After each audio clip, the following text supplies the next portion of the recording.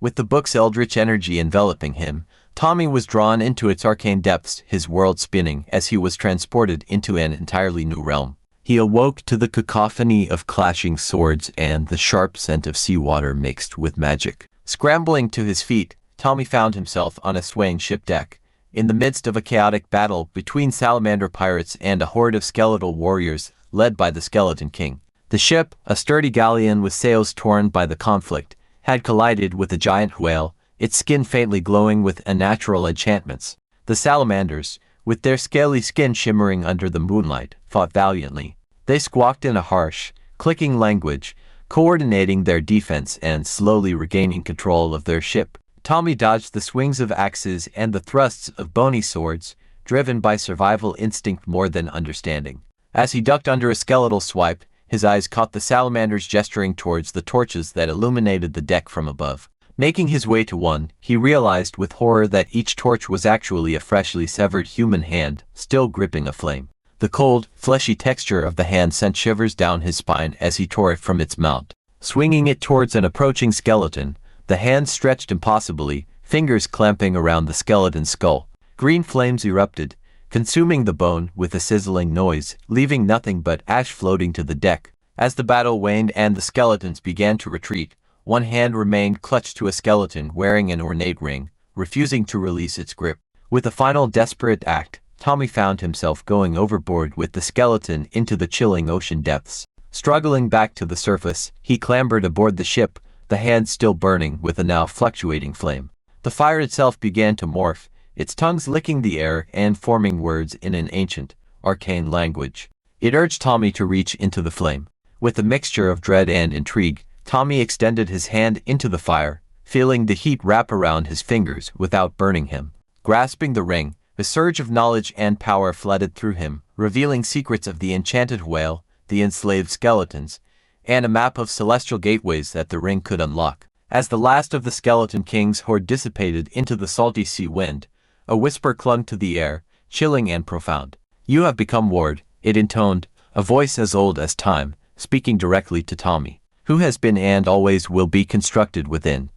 Dark flame, dark horse, black as night, white as the North Star, and unchangeable as the dead planet above. The words seemed to echo from the depths of the cosmos itself, resonating with a power that Tommy could feel vibrating in his very soul. Turning away from the eerie flame clutched in his hand, Tommy's eyes met those of the salamander crew. One by one, they began to bow deeply, their eyes wide with a mixture of awe and fear. Confusion swept over Tommy, but before he could speak, a searing pain erupted across his skin. Dropping to his knees in agony, he watched in horror as eldritch seals and arcane markings began to carve themselves into his arms. The symbols burned bright and deep, etching into his flesh as if they were alive. As the pain subsided, Tommy felt a strange strength coursing through him. He was no longer just a boy, he was Ward, a being reborn with a destiny intertwined with the dark forces of this shadowy realm. The salamander crew's initial awe turned to terror. Their squeaks of fear filled the air as their bodies began to dissolve and merge with the ship itself. The wooden planks, ropes, and sails absorbed them, incorporating their essence into the very structure of the galleon. As this eerie transformation unfolded, the ship itself seemed to come alive, its timbers groaning with newfound consciousness, reshaping and steering itself toward the shadowy islands in the distance. The atmosphere aboard the ship grew thick with supernatural energy.